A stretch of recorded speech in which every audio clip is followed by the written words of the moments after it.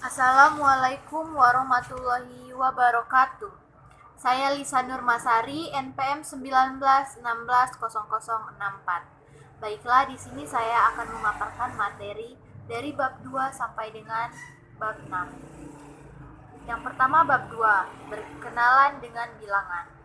Untuk memperjelas tentang pembagian materi dalam bab ini, pada bab ini ada beberapa materi yang dijelaskan kepada anak SD. Yang pertama ribuan, tentang menghitung ribuan. Jadi anak SD itu mengenal membaca, menulis tentang angka-angka bilangan dari ribuan, ratusan, puluhan sampai dengan satuan. Kemudian dengan menulis dan membaca tersebut, mereka akan mengenal bilangan-bilangan dari satuan sampai dengan ribuan. Kemudian tentang penjumlahan. Sebagaimana yang kita ketahui, penjumlahan merupakan menghitung total dua bagi bilangan atau lebih. Misalnya contoh 10 ditambah dengan 42. 10 tambah dengan 42 sama dengan 52. Kemudian pengurangan, definisi dari pengurangan merupakan mengambil sebagian atau semua dari bilangan tersebut sehingga menghasilkan atau selisih angka dari pengurangan bilangan tersebut. Sedangkan perkalian merupakan penjumlahan yang berulang-ulang kali kita lakukan, itu dinamakan perkalian. Kemudian pembagian merupakan kebalikan dari pengulangan, yaitu pengurangan yang berulang-ulang. Jadi misalnya 10 dibagi 5, jadi 10 itu dibagi ke orang 5, jadi sama aja kayak dikurang. Jadi 10 bagi 5 sama dengan 2. Kemudian dalam bilangan ini siswa atau siswi akan mengurutkan dari angka yang terkecil dari sampai ke bilangan yang terbesar. Kemudian membandingkan suatu bilangan yang besar dengan bilangan yang kecil. Misalnya ada dua bilangan, angka 8 dengan angka 4. Manakah bilangan yang paling besar, yaitu angka 8. Kemudian manakah bilangan yang terkecil, yaitu angka 4. Kemudian mereka akan menyebutkan, membaca dan menulis seperti yang saya jelaskan, menyebutkan, membaca dan menulis angka satuan sampai dengan ribuan. Bab 3, kegiatan sehari-hari tentang waktu. Materi yang pertama yaitu membaca jam, seperti pukul 2, pukul 3, atau pukul 1 tepat.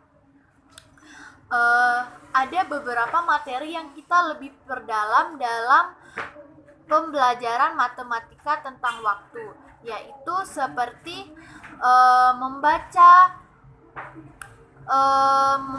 atau menghitung jam. Seperti contohnya 2 jam sama dengan berapa menit. Nah, kita ketahui bahwa 1 jam itu sama dengan 60 menit. 60 menit dikali 2 sama dengan 120 menit. Kemudian menentukan waktu siang dan malam. Dalam satu waktu atau jam itu ada 24 jam. Kita membaginya dari jam 1 malam sampai dengan jam 12 siang. Kemudian dari jam 12 siang ke jam 12 malam. Demikian pembagian waktu. Kemudian ada materi mengenai nama-nama hari atau bulan. Kita akan mengajarkan kepada anak SD ada 7 hari dalam seminggu. Yang pertama, Senin, Selasa, Rabu, Kamis, Jumat, Sabtu, dan Minggu. Jadi dalam satu minggu itu terdapat 7 hari yang sudah saya jelaskan. Kemudian bulan. Dalam satu tahun kita mempunyai 12 bulan. Yang pertama, Januari, Februari, Maret, April, Mei, Juni, Juli, Agustus, September, Oktober, November, dan yang terakhir Desember. Kemudian ada juga penghitungan tentang 1 tahun itu berapa hari. Sudah kita ketahui bahwa 1 tahun itu merupakan 365 hari, sedangkan 1 bulan itu ada 30 hari.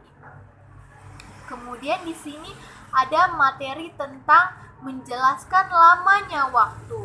Jadi misalkan Andi mengendarai sepeda dari kota A sampai dengan kota B dengan waktu 1 jam 15 menit. Berapakah waktu yang ditempuh Andi sama dengan detik. Kemudian kita ajarkan kepada siswa 1 jam itu berapa detik, kemudian 15 menit itu berapa detik. Kemudian kita akan menambahkan jumlah dari penambahan jam dan menit. Yang keempat, ada bab mengenai satuan pengukuran panjang. Sebagaimana kita ketahui, alat pengukuran panjang ada beberapa, seperti meteran pita, meteran saku, kemudian penggaris. Definisi dari pengukuran sendiri merupakan membandingkan panjang suatu benda dengan panjang sesuatu yang panjangnya sudah kita ketahui. Kita mengukur panjang suatu benda dengan menggunakan alat penggaris atau sebagainya. Satuan panjang dilakukan untuk mendeskripsikan ukuran panjang, tinggi, dan juga jarak suatu objek. Ada beberapa anak tangga yang perlu kita ajarkan kepada siswa SD. Anak tangga tersebut ada kilometer, hektometer, dekameter, meter, dam, sentimeter, dan milimeter. Saya akan mengambil contoh di sini. Di sini dijelaskan bahwa penghitungan 335 hektometer sama dengan titik-titik dekameter. Kemudian kita akan menghitung dari hektometer ke dekameter. Itu ada turun 1 tangga. Dari hektometer ke dekameter dikali 10, jadi 335